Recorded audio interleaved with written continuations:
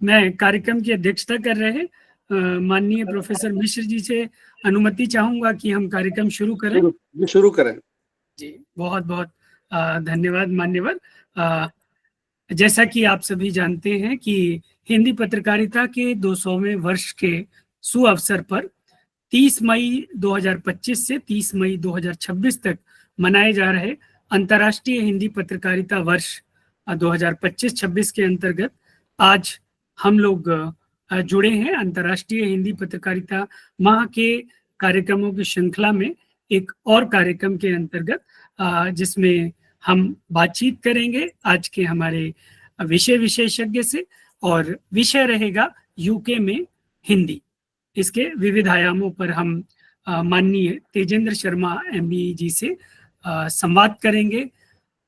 कुछ खट्टे कुछ मीठे अलग अलग तरह के सवाल होंगे। और आज का ये जो कार्यक्रम है वो न्यू मीडिया सृजन संसार ग्लोबल फाउंडेशन एवं अदम्य ग्लोबल फाउंडेशन के सहयोग से त्रिपुरा केंद्रीय विश्वविद्यालय, डॉक्टर अंबेडकर चेयर, पंजाब केंद्रीय विश्वविद्यालय, BIU college of humanities, Bareilly अंतर्राष्ट्रीय विश्वविद्यालय, एकलव्य विश्वविद्यालय, अमरावती ग्रुप ऑफ इंस्टीट्यूशन, जगत तारण कॉलेज, शासकीय रामानुज प्रताप महाविद्यालय, सृजन ऑस्ट्रेलिया, सृजन मॉरिशस, सृजन कतर, सृजन मलेशिया, सृजन अमेरिका, सृजन थाईलैंड, सृजन यूरोप और मधुराक्षर आदि विभिन्न पत्रिकाओं के संयुक्त तत्वावधान में आयोजित किया जा रहा है। और इस कार्यक्रम में मैं सर्वप्रथम स्वागत करता हूं आज के इस कार्यक्रम की अध्यक्षता कर रहे माननीय प्रोफेसर मिश्र जी का। और आपको हमारे सभी दर्शक श्रोता जानते हैं तो बहुत परिचय की आवश्यकता नहीं है। आप पूर्व महासचिव हैं मॉरिशस स्थित विश्व हिंदी सचिवालय के, और वर्तमान समय में त्रिपुरा केंद्रीय विश्वविद्यालय के आप अधिष्ठाता के रूप में विद्यार्थियों और अपने संकाय सदस्यों का मार्गदर्शन कर रहे हैं। मैं बहुत बहुत स्वागत करना चाहूंगा आज के हमारे माननीय अतिथि श्री तेजेंद्र शर्मा, जो कि मेंबर ऑफ ब्रिटिश एम्पायर हैं। लगभग पद्मश्री के समकक्ष एक सम्मान होता है यूके में। आप वरिष्ठ पत्रकार हैं, लेखक हैं, बहुत तरीके के आपने काम किए। आप वायु सेवाओं में परिचारक के रूप में रहे, पत्रकार हैं, लेखक हैं, मुख्य सचिव हैं कथा यूके के, और साथ ही प्रधान संपादक हैं एक बहुत ही प्रतिष्ठित ई पत्रिका द पुरवाई के। और वो भी एक अलग कहानी है। मैं चाहूंगा कि वो प्रश्न में बताएं कि जो मुद्रित पत्रिका है और वो कैसे ऑनलाइन पत्रिका में परिवर्तित की। मैं जानता हूं, लेकिन मैं चाहूंगा कि हमारे श्रोता लोग भी जाने। और कार्यक्रम में हम आगे बढ़ें, मैं बहुत संक्षेप में आज के जो हमारे मुख्य अतिथि हैं उनके बारे में बहुत संक्षेप में अपने साथियों को सूचित करना चाहूंगा, ताकि वो जिससे वार्तालाप सुनने वाले हैं उनके बारे में थोड़ी सी उनको जानकारी हो। परिचय आपका बहुत बड़ा है, मैं बहुत संक्षेप में कुछ चीजें शामिल करूंगा। आपका जन्म जो है पंजाब में हुआ है 21 अक्टूबर 1952 को। आपका जो गांव है जगरांव है। आपके पिता नंद गोपाल मोहल्ला स्वतंत्रता सेनानी और साहित्यकार थे, जिन्होंने उर्दू में लेखन किया। तो यानी लेखन का जो संस्कार है वो आपको घर से ही मिला। आपकी माँ सुरक्षा शर्मा जी गृहिणी थी। साहित्यिक वातावरण और पिता के संस्कारों का प्रभाव आप पर बहुत गहरा पड़ा। आपका बचपन उचाना, मंडी, रोहतक और मोड़ मंडी जैसे छोटे कस्बों में बीता। और बचपन ही था, आप 1961 में आपका परिवार दिल्ली आ गया और दिल्ली में आपने आगे की शिक्षा जारी रखी। दिल्ली विश्वविद्यालय से आपने BA अंग्रेजी ऑनर्स किया, फिर अंग्रेजी में ही आपने MA किया, और उस जमाने में आपने कंप्यूटर डिप्लोमा प्राप्त किया, जब बहुत कम लोग कंप्यूटर में साक्षर होते थे, शिक्षित होते थे। 1978 में आपका विवाह हुआ। आप मुंबई गए विवाह करके, वहां पर आपने 21 वर्षों तक विमान परिचारक के रूप में कार्य किया। और बहुत से जो अति विशिष्ट व्यक्ति हैं, चाहे वो प्रधानमंत्री हो, राष्ट्रपति हो, उस समय वैसे भी वायु सेवाएं कम ही होती थी, उस वक्त भी आपने बहुत सारे विशिष्ट व्यक्तियों के, गणमान्य व्यक्तियों के साथ आप उड़ानों का हिस्सा बने।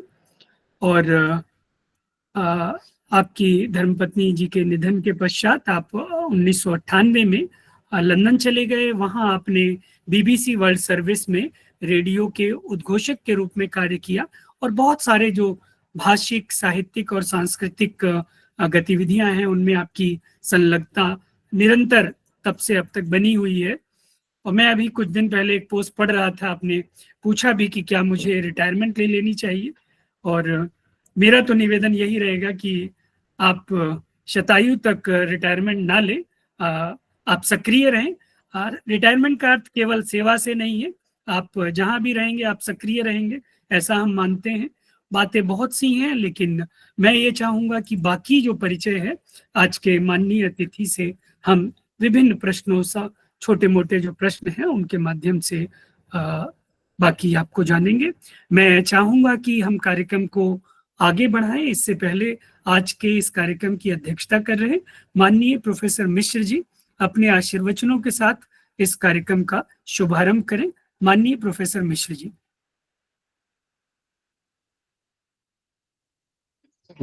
सभी को सादर प्रणाम। श्रद्धेय मेरे बड़े भाई तेज शर्मा जी, आदरणीय शुक्ल जी, और इस मंच से जुड़े हुए तमाम हमारे हिंदी के अध्येता, विद्यार्थी, शोधार्थी, सैनिक, सभी को एक साथ सभी को प्रणाम। और जहां आदरणीय तेजन शर्मा जी हो वहां अध्यक्षता करने का दुस्साहस मैं नहीं कर सकता। आपने एक उम्मीद जरूर भर दी है कि ये सक्रिय अपने दिनचर्या से अलग होना चाहते हैं। भला इस कच्ची उम्र में कोई अलग होना चाहेगा? अभी मैं मोहक मुस्कान देख रहा था, और मुझे तो नहीं लगता कि यूके का जो हिंदी लेखन है, यूके का जो समाज है हिंदी का, माइनस तेजन शर्मा, आगे क्या संख्या होगी मुझे नहीं पता। तो ऐसे मनीषी को अपने बीच पाकर, और शुक्ल जी ने दिन भी अच्छा चुना है कि राज्याभिषेक हुआ था शिवाजी महाराज का 351 साल पहले, 352वां वर्ष चल रहा है। तो तेजन जी का भी यूके में राज्याभिषेक ही हुआ था, हिंदी लेखन का, हिंदी पत्रकारिता का, और एक अच्छे मनुष्य का। मैं तो सबसे ऊपर, बहुत सारे अच्छे लेखक आपको मिलेंगे, लेकिन अगर वो अच्छे मनुष्य नहीं है तो उनके लेखन पर भी सवाल उठता है कि या तो छद्म लिखते हैं। लेकिन तेजन शर्मा को बहुत नजदीक से, इनके साथ 2-4 दिन इनके ही घर में रहने का मुझे अवसर मिला है, और मैं बड़े ही संजीदगी से कहता हूँ कि ऐसा मनीषी उस पराये देश में, उस देश के लोगों से कुछ सीखा ही नहीं इन्होंने, जिन्होंने पूरी दुनिया पर राज किया है। ये अपना घर खुला छोड़ देते हैं विनोद मिश्र को, जानते हुए कि काशी का ठग है। और इतना स्नेह मुझे मिला है तेजन जी से, और ऐसे इस मनीषी को, इस बड़े लेखक को, बड़े पत्रकार को, जिनका जीवन, जब आप पढ़ रहे थे शुक्ल जी, कहाँ से इन्होंने शुरू किया, पंजाब से लेकर लंदन तक की यात्रा, इनकी कहानियों में वो चीजें दिखती हैं।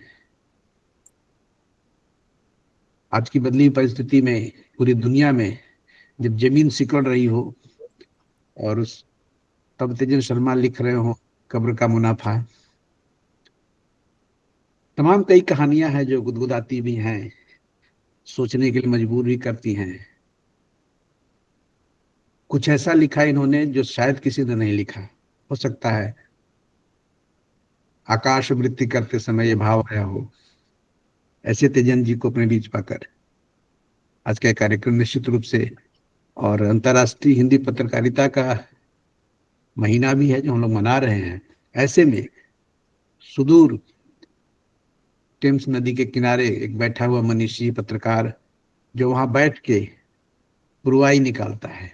वो पूरब का जो व्यामोह अपने को अलग नहीं कर पाते हैं, चाहते तो पछुआ ही निकाल सकते थे, लेकिन अगर पुरवाई निकालते हैं तो ये उस भारत भूमि के प्रति उनकी अगाध श्रद्धा, उनकी जो उनका जो जागृत विवेक है।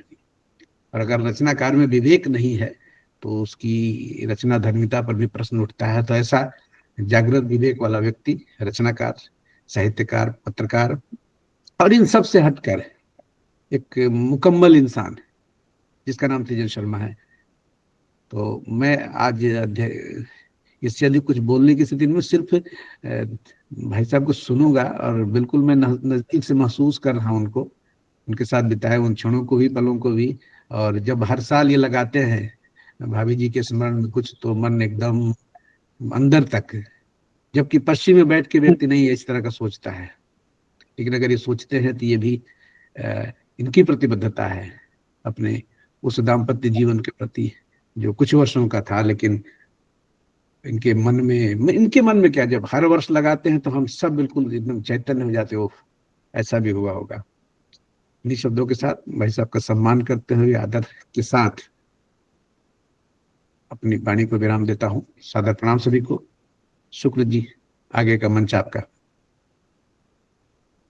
हार्दिक आभार मान्यवर प्रोफेसर मिश्र जी।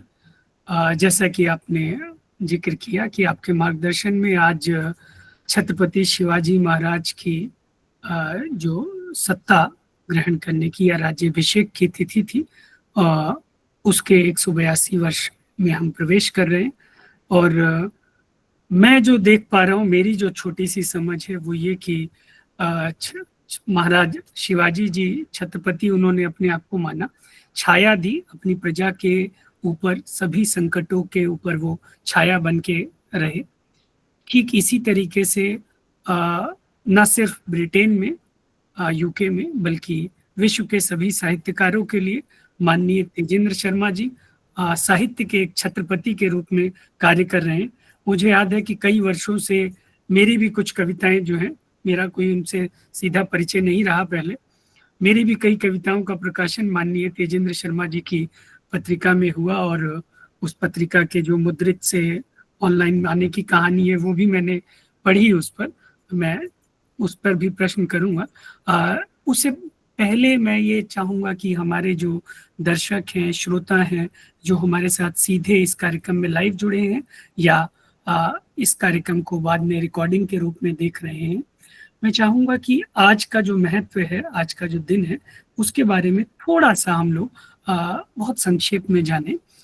शिवाजी महाराज ने 1645 से ही अपने स्वराज्य की स्थापना की दिशा में कदम बढ़ाए।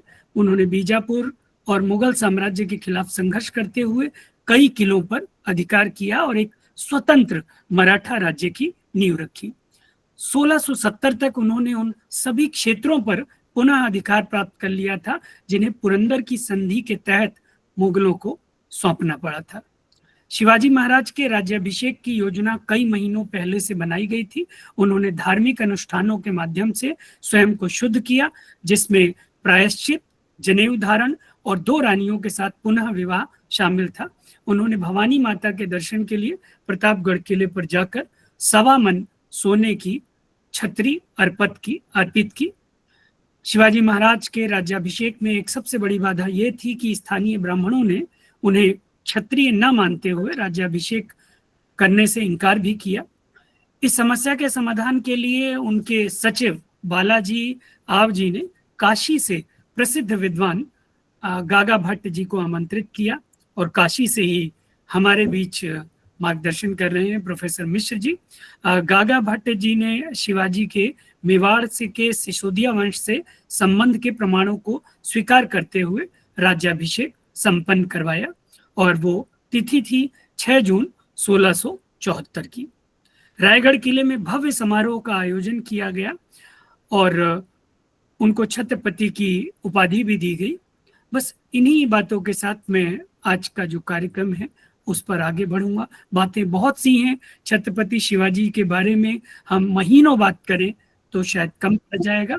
और मेरे लिए ये गर्व का विषय है कि मैंने पिछले 2-3 महीने इस कार्यक्रम की तैयारी, जब मैंने ये देखा कि इस माह के दौरान कौन कौन से विषय अवसर विशेष पढ़ रहे हैं, उन पर जब अध्ययन किया तो अध्ययन इतना हो गया कि मुझे काफ़ी सारे जो नोट्स हैं मेरे बन गए, और मुझे खुशी हो रही है ये बताते हुए कि अगले महीने तक छत्रपति शिवाजी महाराज पे मेरी एक छोटी सी पुस्तक आएगी, और उसका श्रेय प्रोफेसर मिश्र जी को जाता है, हमारे जो माननीय साथी जुड़े हैं, जिनको केंद्र में रखकर हम आज का आयोजन कर रहे हैं।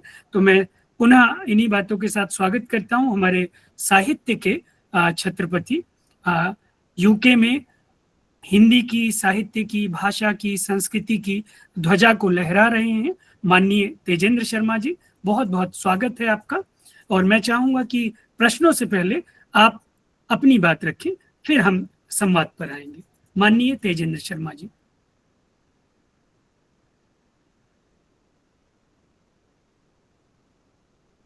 म्यूट कर लीजिए, अभी आप म्यूट पर हैं मान्यवर।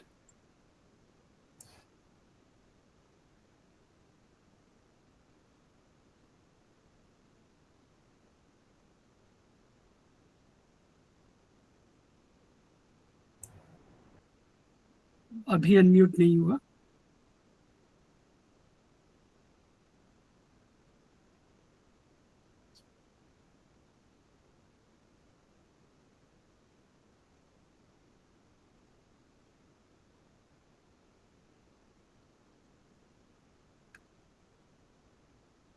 ये अभी भी अनम्यूट नहीं हुआ है।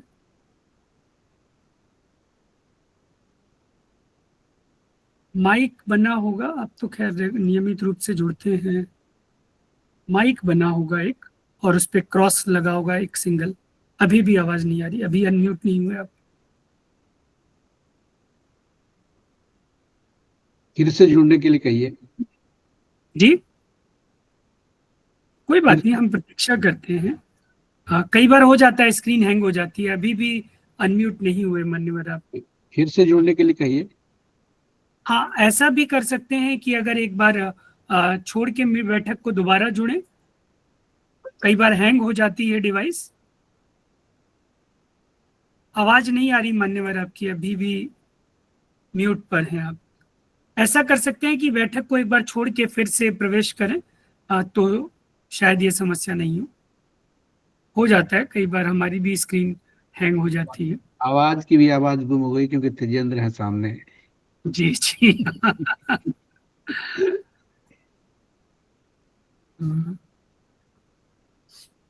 हाँ, सभी अभी को नमस्ते। जी नमस्कार। मैं निवेदन करूंगा सभी और साथियों से कि कृपया आपको हम लोग जो है सुनेंगे, मौका देंगे। सभी लोग म्यूट पर रखें, सिर्फ हमारे जो माननीय अतिथि हैं वो अनम्यूट कर लें। अभी भी आप म्यूट पर हैं माननीय शर्मा जी।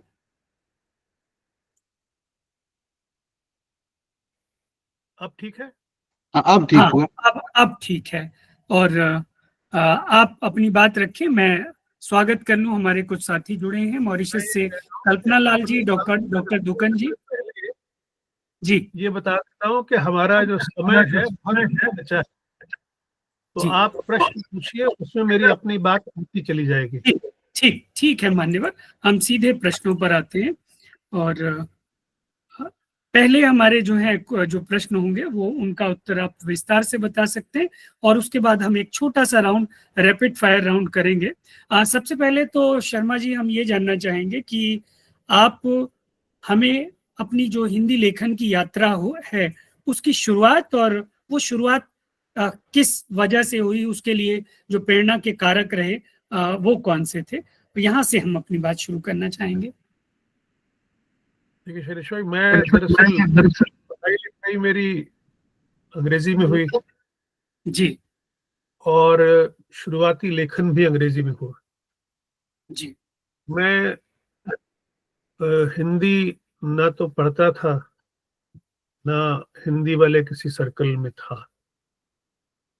मगर जिस लड़की से शादी हुई वो पीएचडी हिंदी में कर रही थी, तो शुरुआत में जो कुछ हिंदी की किताबें पढ़ी थी उनमें एक गुनाहों का देवता जी धर्मवीर भारती की थी। उनके अलावा कुछ जासूसी नॉवल थोड़े से थे, लेकिन पहली जो साहित्यिक किताब पढ़ी वो दीक्षा थी नरेंद्र कोहली की। फिर उस अंग्रेजी में एक बहुत बड़ा आर्टिकल लिखा मैंने उसको, मिल्टन की पैराडाइज लॉस्ट के साथ कंपेयर करते हुए। फिर हिंदू के पीएचडी में नॉवल लिए थे, वो पढ़ने शुरू कर दिए, तो लगा कि मैं भी लिख सकता हूँ हिंदी में। तो हिंदी की मेरी जो पहली कहानी थी वो नवभारत टाइम्स में 1980 में छपी, और उसके बाद फिर लिखना निरंतर हो गया। और मुझे कभी छपने की समस्या नहीं हुई। जी। मेरा कुछ भी लिखा हुआ ऐसा नहीं है जो छपा नहीं है, और वो बस छपता चला गया। और वो धार्मिक में भी छपा, साप्ताहिक हिंदुस्तान में भी, कादम्बनी में भी, सारिका में बहुत छपा। जी। तो बस लिखते गए और छपते गए। फिर पहली किताब भी छप गई वाणी प्रकाशन से, काला सागर के नाम से। ये कब की बात है, पुस्तक जो आई आपकी? ये पहली जो किताब आई 1990 में आई। जी, आपके लेखन के 10 वर्ष होने पर। जी। मतलब वो पहली कहानी और पहले संग्रह में 10 वर्ष का समय था। जी। और अभी हाल ही में मुझे एक शोधार्थी ने बताया कि मैं 101 कहानियां लिख चुका हूं। जी। तो ये एक किसी तरह की अगर उपलब्धि है तो है। जी, बिल्कुल बिल्कुल है। तो ये यात्रा जारी है। आजकल मेरे लेखन के अंदर एक बात ये आ गई है कि मैं तब तक नहीं लिखता जब तक मेरे पास लिखने के लिए कुछ नया ना हो। जब तक वो मुझे हैरान नहीं करता, मुझे सोचने पे मजबूर नहीं करता, तब तक मुझे लगता है कि उस पर क्या कलम उठानी। हालांकि आजकल तो कोई कलम भी नहीं उठाता, आजकल तो माउस पकड़ते हैं और कीबोर्ड होता है। आजकल दरअसल बोलकर मैंने सॉरी जी, आप कहिए। आजकल बोलकर भी टाइप कर लेते हैं लोग, कीबोर्ड की भी आवश्यकता नहीं पड़ती। मैं दरअसल क्या है कि मेरा जिंदगी हमेशा मिडिल ऑफ द रोड रही है। मैं सुविधा फील करता हूँ लैपटॉप पे काम करने में। मैं टेलीफोन पे भी नहीं टाइप करता, मैं आईपैड पर भी टाइप नहीं करता। मैं एक बहुत ज्यादा अच्छा टाइपिस्ट हूँ। मैंने बचपन में एक स्टेनोग्राफी का कोर्स किया था। जी। तो मेरी उंगलियां टाइप करती हैं, मुझे देखना नहीं पड़ता। तो मैं जब लिखता हूँ तो स्क्रीन पे देख के टाइप कर रहा होता हूँ। मैं स्क्रीन को देख के टाइप आसानी से कर लेता हूँ क्योंकि मेरी उंगलियों को सारे कीबोर्ड की जानकारी है, क्या कहाँ है। जी। ये है। बहुत अच्छी बात है। आपने बताया कि 1980 और आज की बात करें तो 45 वर्ष का एक लंबा सफर आपने, आपकी जो हिंदी सृजन की यात्रा है उसने तय किया, और ये निश्चित रूप से लंबा समय है, 5 दशकों का। मैं ये भी जानना चाहूंगा कि आप जानते हैं अधिकांश जो लेखक हैं वो या तो हिंदी शिक्षण से, हिंदी पत्रकारिता से किसी तरह से जुड़े हुए। आप बिल्कुल अलग अलग पेशे में रहे, अभी भी आपका जो पेशा है बिल्कुल अलग है। आप विमान में परिचारक रहे, बैंक में रहे, अभी आप अंडरग्राउंड जो ट्रेन सिस्टम है उसमें हैं। तो ये जो आपके अलग अलग अनुभव रहे हिंदी से इतर, इनका आपके लेखन पर क्या प्रभाव पड़ा माननीय शर्मा जी? देखिए, एक बहुत लंबे अरसे तक हिंदी साहित्य बाएं हाथ से लिखा जाता था, दायां हाथ नहीं इस्तेमाल करते थे। तो उसमें मजदूर, किसान और भ्रष्टाचार, ये 3 चीजें इतनी ज्यादा दिखाई देने लगी कि अति हो गई, कि लगा कि इसके बाहर आप कुछ मिलेगा ही नहीं हिंदी साहित्य में, इसके अलावा कुछ है नहीं। जबकि दुनिया बहुत बड़ी है। अब देखिए, जो इंसान एक गांव में रहता है या कस्बे में रहता है, उसने बॉम्बे नहीं देखा, उसने दिल्ली नहीं देखा, वो उसी जगह रह रहा है। उसका विजन जो है वो बड़ा नहीं हो सकता, विस्तृत नहीं हो सकता, क्योंकि वो उसके अनुभव उतने ही हैं। उसको नहीं पता कि ऐसा भी हो सकता है कि आपको अपने काम पे पहुंचने के लिए 2.5 घंटे पहले निकलना पड़े। ट्रेन के अंदर किस तरह की प्रॉब्लम्स है, कैसे पहुंचना है, शहर में क्या दिक्कतें होती हैं। इसी तरह मैं क्योंकि बहुत जल्दी विदेश जाने लगा, तो मेरी कहानियों का जो कैनवस था वो भारत के लेखकों के कैनवस से बहुत अलग हो गया। जैसे मैं एक कहानी का एग्जाम्पल दे दिया करता हूँ, इससे आपको क्लियर हो जाएगा। जी, स्वागत। कनिष्क विमान आतंकवादियों ने उड़ा दिया।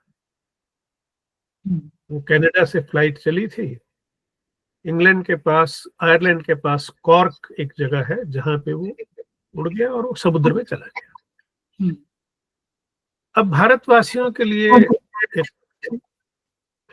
कि विमान उड़ा, 329 लोग मर गए, क्रू मर गया, सारा सोना, वीसीआर, डॉलर सब पानी में चले गए। और इससे आगे वो सोच नहीं सकते थे। अगर उनसे कहा जाए कि इस पे कहानी लिखिए तो यही कहानी लिख देते जो घटना थी। जी। मगर मैं क्योंकि एयरलाइन में काम करता था तो मेरे लिए कहानी इस घटना के बाद शुरू होती है। अब यह है कि क्रैश तो हो गया, how everybody is trying to cash. ये किसी का माइक ऑन है जो बीच में बोल रहा है, तो ये जो क्रैश के बाद कैसे हर व्यक्ति उससे लाभ पाने की कोशिश कर रहा है, कि जिनके रिश्तेदार मर गए हैं वो कैसे उस ज्यादा से ज्यादा मुआवजा पा सके। कि पति आके कहता है देखिए मेरे बेटे की मौत हो गई है, मैंने और मेरी पत्नी ने तलाक ले लिया है, इससे पहले कि वो मुआवजे की अर्जी दे मैं देके जा रहा हूं, पैसे मुझे मिलने चाहिए। वो एक व्यक्ति कह रहा है कि मेरा बेटा तो मर गया, लेकिन मेरी बेटी एयर होस्टेस थी, वो मर गई, लेकिन अगर वो जिंदा होती तो उसके रिटायरमेंट तक हमको फ्री टिकट मिलते, तो अब उसकी रिटायरमेंट तक हमें फ्री टिकट मिलनी चाहिए। रिश्तेदारों में लड़ाई हो रही है, जिनके सगे रिश्तेदार हैं वो तो लाश पहचानने चले जाएंगे, जिनके सगे नहीं है तो ये भी लड़ाई हो रही है, चाचा ज्यादा नजदीकी है कि मामा ज्यादा नजदीकी है, क्योंकि लाश पहचानने का मतलब है लंदन की यात्रा। और वहां लाश पहचानने से ज्यादा जरूरी है कि जल्दी से कुछ शॉपिंग कर ली जाए। नया नया कलर टीवी शुरू हुआ था तो सोनी टीवी खरीद लिया जाए, नेशनल का, पैनासोनिक का वीसीआर खरीद लिया जाए। और लड़ाई कर रहे हैं कि हम पैसे नहीं ला सके, जल्दबाजी में आए थे तो हमें कुछ अलाउंस दीजिए ताकि हम शॉपिंग कर लें। और वापस आ रहे हैं तो 20 किलो वजन अलाउड है, तो वो कहते हैं 20 किलो का तो आपका खाली टीवी है। वो कहते हैं देखिए ऐसा है कि हम तो लाश पहचानने आए, हमारा केस डिफरेंट है। तो हम इतने निर्लज्ज हो जाते हैं, और degeneracy of human emotion and relationship इस तरह से हो जाती है। तो कहानी घटना के बाद शुरू होती है, या घटना के पीछे की जो मारक स्थितियां हैं। अब एक पोलियोग्रस्त हाथ वाला ननकू बैठा हुआ है चर्च के बाहर, भीख मांग रहा है बांद्रा में। वो अपने साथी से कहते हैं यार इतना बड़ा जहाज पानी में गिर गया, सोना, वीसीआर, डॉलर, टीवी सब पानी में चले गए, अपने पड़ोस में गिरता कुछ तो अपने हाथ आता ना। तो इंसान की सोच कैसे घटना को कहानी में परिवर्तित करती है, ये आपके अनुभव आपको बताते हैं। और बहुत पहले आपने जो है इस घटना के माध्यम से जो मानवीय चरित्र की कमियां हैं उनको पहचाना अपनी कहानियों में और उसको दर्शाया। लेखन से संपादन के स्तर पर आना, मैं पुनः दोहराऊंगा कि लेखन से आप लेखकों के और साहित्यकारों के जब छत्रपति बनने का, पुरवाई निकालने का विचार आया, ये कब आया, कैसे आया, इसके लिए प्रेरणा क्या रही? पुरवाई की शुरुआत की कहानी हम जानना चाहेंगे। दरअसल मैं अपनी पत्नी की मृत्यु के बाद लंदन में सेटल हुआ।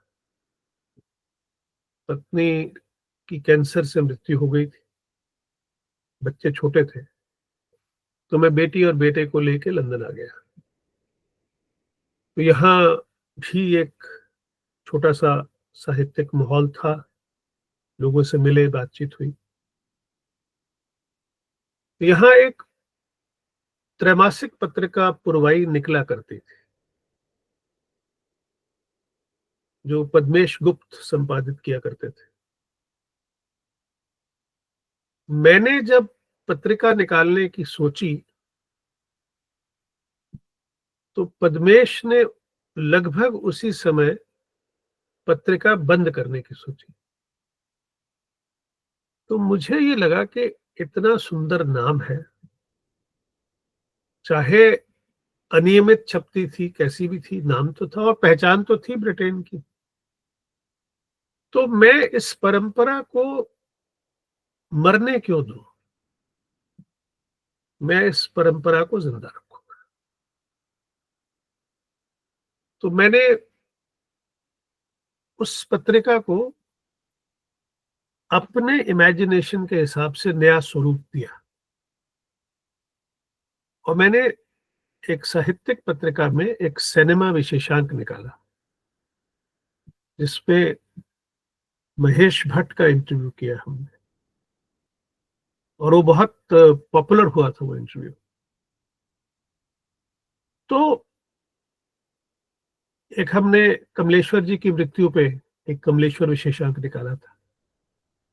तो मैं पत्रिका को एक नया स्वरूप दे रहा था कि जो ब्रिटेन और भारत के बीच के हिंदी साहित्य का पुल बने, आप तक यहाँ का लेखन पहुंचे और यहाँ के लोगों तक आपका लेखन पहुंचे। अच्छा भला काम चल रहा था और है मेरी दीवानगी, कहीं से कोई स्पॉन्सरशिप तो थी नहीं। ये था कि भाई हम जाके पब में शराब नहीं पीते तो हम उसकी जगह अपनी पत्रिका निकालते, वो पैसे हम यहाँ इस्तेमाल करेंगे। तो वो शुरुआत हो गई, अच्छी भली चल रही थी, लोग पढ़ भी रहे थे, कुछ खरीद भी रहे थे। समस्या हुई कोरोना में, क्योंकि पोस्टेज बंद हो गया, पत्रिकाओं का पोस्टेज होता नहीं था। तो फिर हमें लगा कि या तो पत्रिका बंद कर दी जाए। तो तब तक ऑनलाइन एस्टेब्लिश हो गया था, क्योंकि हिंदी में अभिव्यक्ति नाम से एक पत्रिका शुरू हुई थी जो शारजाह से निकलती थी, अनुभूति और अभिव्यक्ति, और एक हिंदी नेस्ट के नाम से मनीषा कुलश्रेष्ठ ने भी शुरू की थी कुछ समय के लिए। तो हमने फिर पुरवाई को बनाया ऑनलाइन पत्रिका ताकि चल सके, मगर हमने इसको फिर त्रैमासिक ना रख के वीकली बना दिया। मगर हुआ ये कि एक वीक में पाठक सारी सामग्री पढ़ नहीं सकते। हमने ये देखा कि बहुत सारी सामग्री बिना पढ़े छूट जाती थी। तो अब आजकल पाक्षिक की है, हर 15वें दिन फर्स्ट एंड थर्ड जो संडे है उसको ये पत्रिका आती है, मगर संपादकीय वीकली है। संपादकीय हर हफ्ते लिखा जाता है और कल रात को संपादकीय आएगा, क्योंकि पिछले हफ्ते पूरी पत्रिका आई थी। बहुत बहुत धन्यवाद मान्यवर, पुरवाई की यात्रा को यहाँ तक हमें बताने के लिए। और मैं वो भी जानना चाह रहा था कि एक तो जो आपका लेख मैंने पढ़ा, आपकी एक पोस्ट थी, और ये समस्या केवल आपके साथ नहीं, सभी के साथ है। डाक से भेजना जो है पत्रिकाओं को बहुत महंगा हो जाता है। इसका जिक्र आपने लेख में किया था, कई वर्ष पहले की बात है जी। मैं जब आप कुछ बताएं। महंगा भी हम सह रहे थे, क्योंकि हमने कहा ठीक है, मगर जब वो बंद ही हो गया ना, जब कोरोना काल में 2-2.5 साल के लिए चीजें सब बंद हो गई थी जी, तो भेजना संभव नहीं था। तो ऐसे में ये चॉइस थी कि या तो ऑनलाइन करें। हालांकि आपको एक बात बताएं, ऑनलाइन कोई फ्री में नहीं होता है।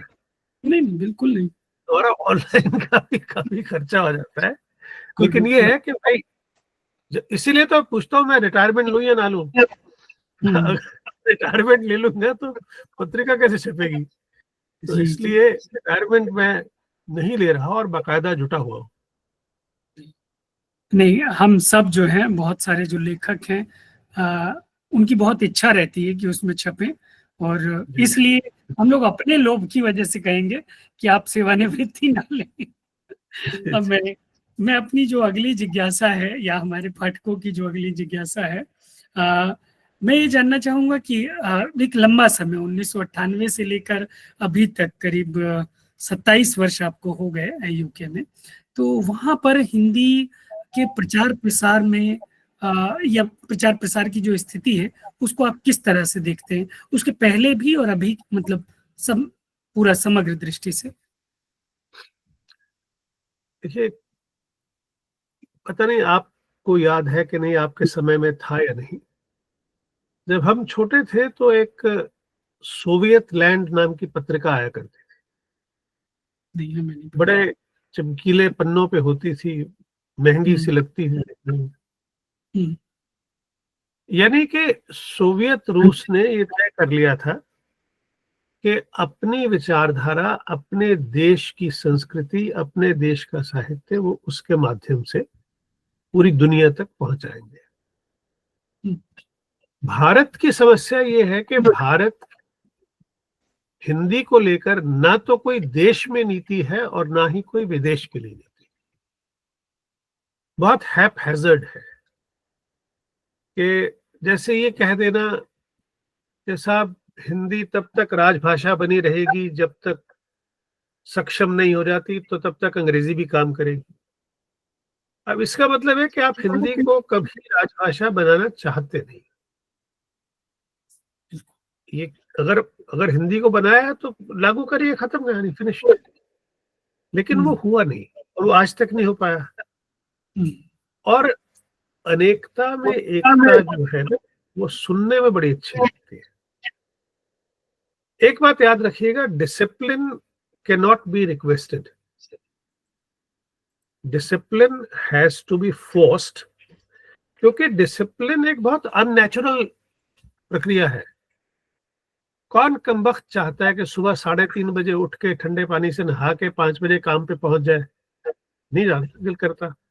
मगर मुझे पता है कि अगर मैं 3:30 बजे नहीं उठूंगा, नहा धो के तैयार होके 5 बजे से पहले काम पे नहीं पहुंच जाऊंगा, तो मेरी पेशी हो जाएगी। तो इसको डिसिप्लिन कहते हैं।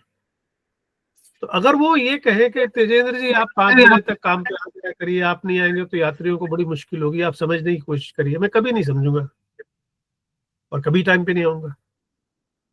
तो इसलिए डिसिप्लिन अगर आपने करना है, देखिए भारत से बड़े देश हैं, चीन हमसे बड़ा है, अमेरिका हमसे बड़ा है, रूस हमसे बड़ा है, मगर उनकी एक राष्ट्रभाषा है।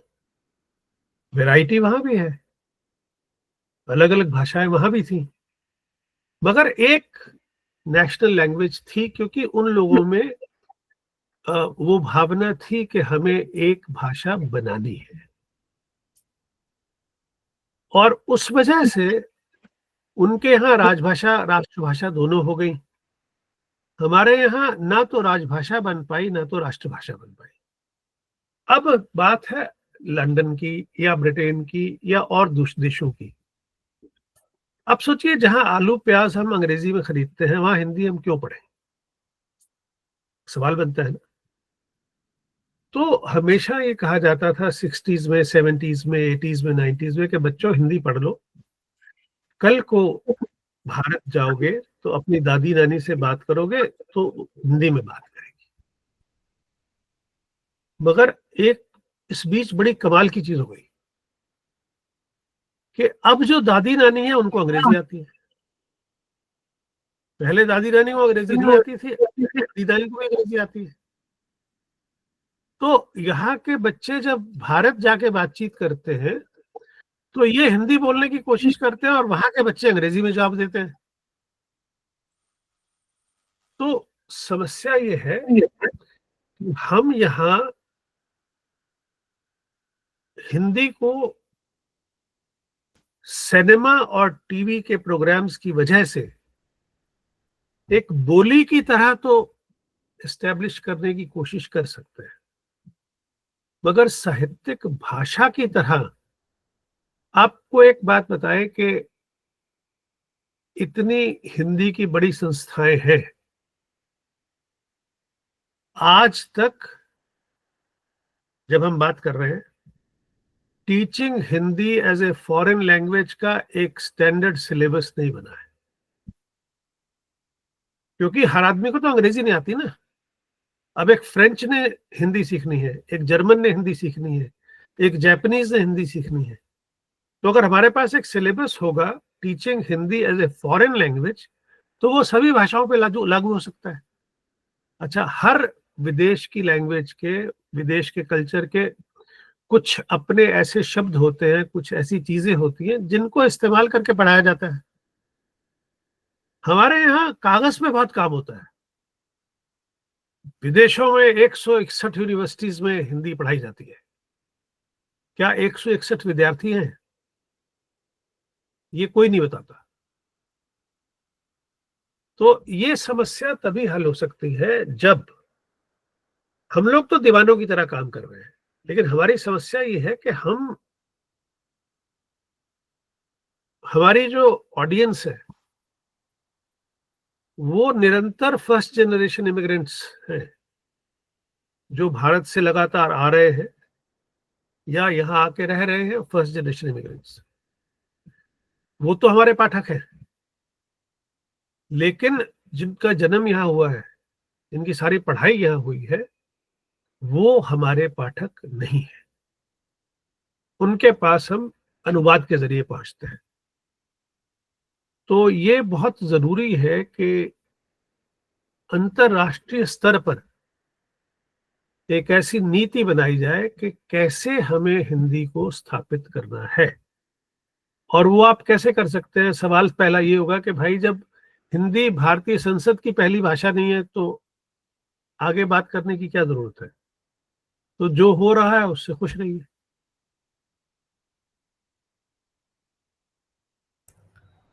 बिल्कुल सही बात है। इन्हीं ज्वलंत मुद्दों पर कल भी जो कल के वक्ता थे डॉक्टर मोतीलाल गुप्तादित्य जी ने भी बात की कि संवैधानिक व्यवस्थाएं ही इस तरह की हैं कि नीतियां हम कितनी बना लें, लेकिन जो नीयत है वो व्यवस्थाओं में दिख रही है।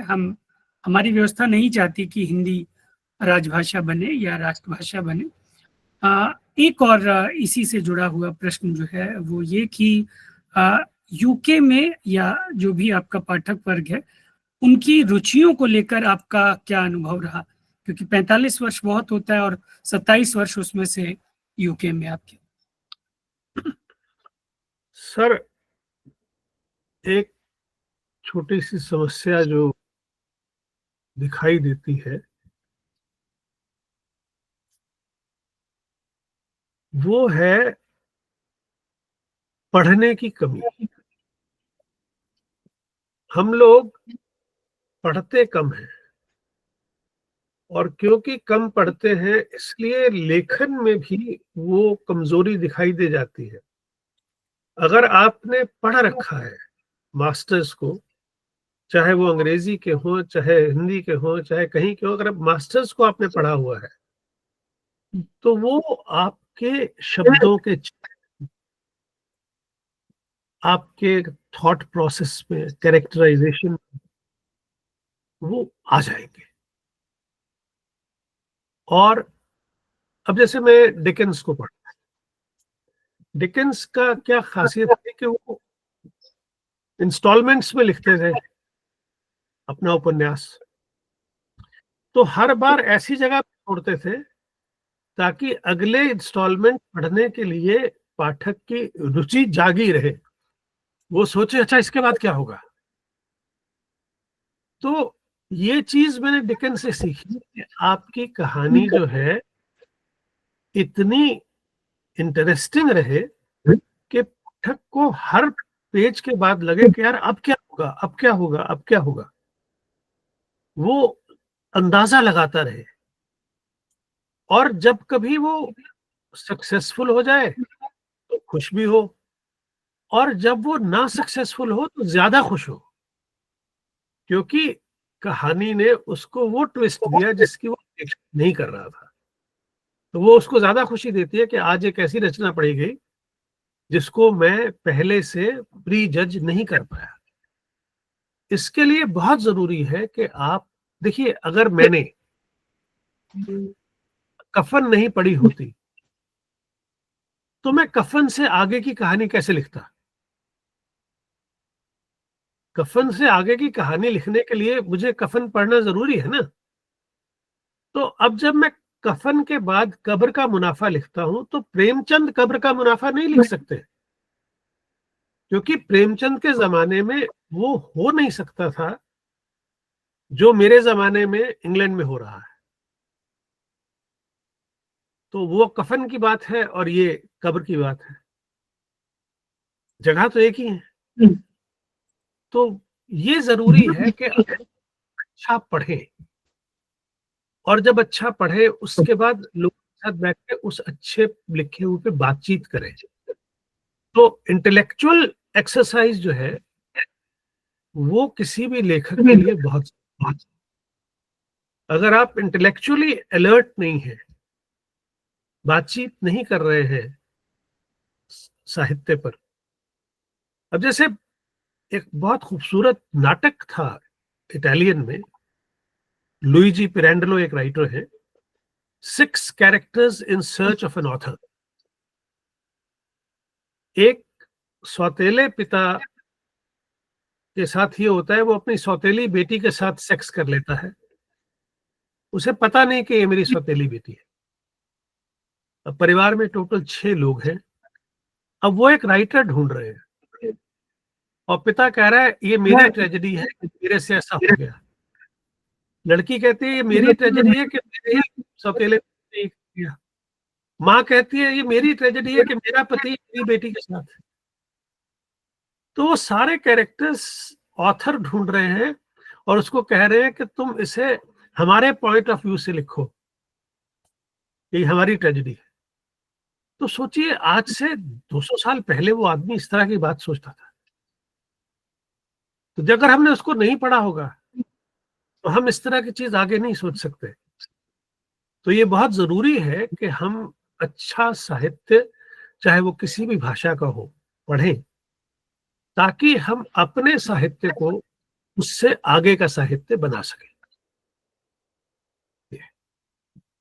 बहुत सही बात आपने कही। इस तरह की घटनाएं अब जो है हम टीवी और अखबारों में निरंतर पढ़ रहे हैं। मैं घटनाओं की तरफ इशांतर न करके वापस इसी बात को थोड़ा सा और आगे ले जाना चाहूंगा कि आपने विशेष रूप से संपादक रहते हुए हिंदी लेखन को और हिंदी के पाठकों को जोड़ने के लिए क्या कुछ नीतियां बनाई और वो कहाँ तक सफल रही? देखिए सर, ऐसा है कि एक तो नीति ये है कि मैं जो प्रवासी लेखक हैं उनकी रचनाओं को प्राथमिकता देता हूँ। मुझे लगता है कि उनके पास कोई मंच नहीं है, तो अगर वो कुछ लिखते हैं और मुझे भेजते हैं तो अगर मुझे उस पर थोड़ी सी मेहनत भी करनी पड़ती है तो मैं करने को तैयार हो जाता हूँ और उसे प्रकाशित करता हूँ। अभी हाल ही में एक कविता किसी ने भेजी,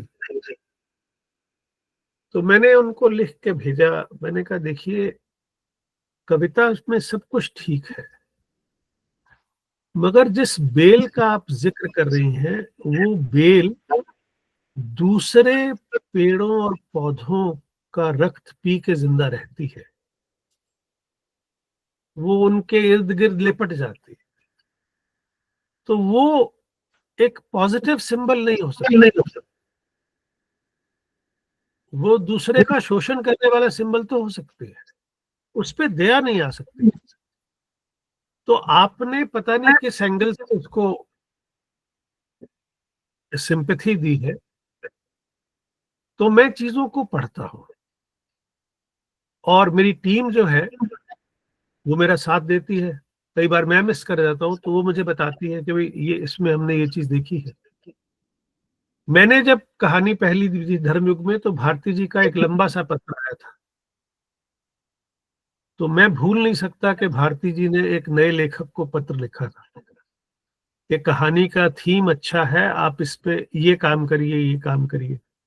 मैंने वो काम किया और दोबारा कहानी भेजी और वो छपी, धर्मयुग में ही छपी। तो मुझे लगता है कि ये मेरा एक संपादकीय दायित्व भी है कि अगर मैं रचनाएं पढ़ूं और मुझे लगे कि इसमें स्कोप है सुधार का, तो मैं सीधे रिजेक्ट नहीं करता। मैं लेखक को कहता हूं कि इसमें थोड़ी सी मेहनत करिए। और जहां तक मेरे संपादकीय का सवाल है, तो उसमें मुझे लगता है कि केवल राजनीति या केवल स्पोर्ट्स काफी नहीं है। मैं ऐसे नए नए पहलू जीवन के उठाता हूं संपादकीय में, जिसको पढ़ने के बाद लोग सच में, वो एक होता है दांतों तले उंगली दबा लेना, वो कहते हैं कि हर आदमी की यही बात होती है, सर ये पहली बार, सर ये पहली बार, सर ये पहली बार। तो मुझे हर बार वो अच्छा लगता है कि मेरी हर बार जो है वो हर व्यक्ति की लिए पहली बार है। तो I feel happy about it. और आपको खुशी होगी कि इन संपादकियों के 4 कलेक्शन छप चुके हैं और 5वां ऑन द वे है।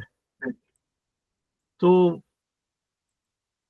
इतने पसंद किए गए हैं संपादकीय पुरवाई के कि उनका बुक फॉर्म में आना और इस तरह से हिट हो जाना तो बड़ी किस्मत की बात है, अच्छी बात है। बिल्कुल। तो ऐसे ही हम करते रहेंगे कि भाई जो भी बेहतर है, और देखिए बेस्ट की कोई सीमा नहीं होती, क्योंकि जो राज कपूर कल तक बेस्ट थे, उसके बाद और बेस्ट आए, उसके बाद और बेस्ट आए, आते चले जाएंगे। कभी सचिन तेंदुलकर नहीं थे, कोई सचिन तेंदुलकर से बेटर आया, आएगा, सब आएंगे। तो कोशिश ये है कि भाई हम पुरवाई को ऐसा बना ले कि बड़े से बड़ा लेखक भी खुश महसूस करे जब वो उसकी रचना हमारे यहाँ छपे। बिल्कुल, बिल्कुल। एक और इसी बात पे जो है पुरवाई से जुड़ा हुआ ही प्रश्न है, और विशेष रूप से जो आपका साहित्यिक छत्रपति का दायित्व है कि ब्रिटेन के और भारत के, या ये कहें कि पूरे विश्व के जो लेखक हैं और पाठक हैं, उनको जोड़ने के लिए ताकि उनका विचारात्मक साहित्यिक एक आदान प्रदान हो। जैसा आपने कहा कि पढ़ना बहुत जरूरी है, नहीं तो उसके आगे का हम कैसे सोच पाएंगे, जब जानेंगे ही नहीं तो लिखेंगे कैसे। और संपादक को आपको पता है बहुत सारे कचरे का सामना करना पड़ता है, 90% कचरा आता है, और उस कचरे में से फिर आपने जैसे बताया कि जो प्रवासी भारतीय हैं उन पे आप मेहनत भी करते, करनी भी पड़ती है।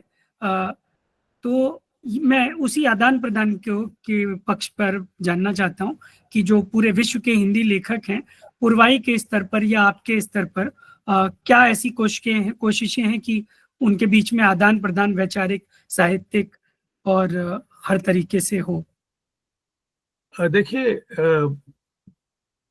पत्रिका के स्तर पर तो हम रचनाओं को इधर से उधर और उधर से इधर भेजते हैं कि भाई वो आपस में पढ़ सके और जान सके। जी। दूसरी बात ये है कि थीमेटिक जो चेंज है, दोनों में फर्क है। थीम के लेवल पे जो थीम हम उठाते हैं